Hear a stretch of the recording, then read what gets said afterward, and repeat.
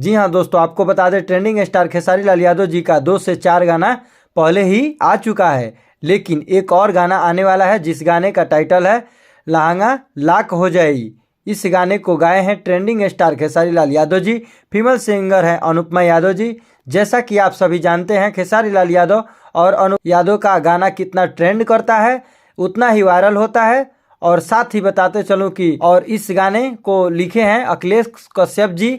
जैसा कि आप सभी जानते हैं अखिलेश कश्यप जी का जो भी गाना आता है काफ़ी ज़्यादा विवादित होता है, और यह गाना आने वाला है और काफ़ी कमाल होने वाला है। इस गाने को 3 तारीख को रिलीज किया जाएगा, जिसमें साथ में यामिनी सिंह नजर आएंगी, और इस गाने को महादेव रिकॉर्ड्स चैनल के माध्यम से रिलीज किया जाएगा।